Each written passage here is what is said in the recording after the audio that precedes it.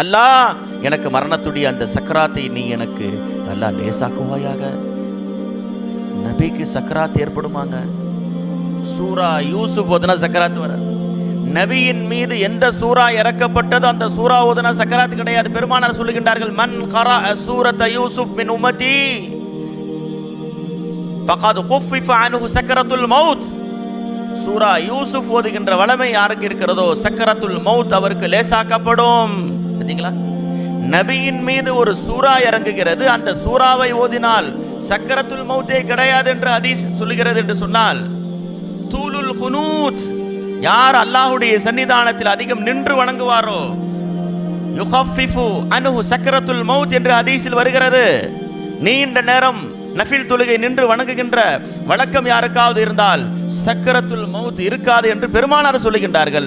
நபியினுடைய சுன்னத் மிஸ்வாக், யார் மிஸ்வாக் செய்கின்ற வளமை இருக்கிறதோ அவருக்கு சக்கரத்துல் மௌத் இருக்காது. இதையெல்லாம் நபியோடு சம்பந்தப்பட்ட காரியம். இதை செய்யக்கூடியவருக்கே சக்கராத் இல்லை என்றால் பெருமானாருக்கு, ஒரு மூமின் பெருமானாருக்கு சக்கராத் இருக்குன்னு சொல்லுவானா? சொல்லுங்கள்.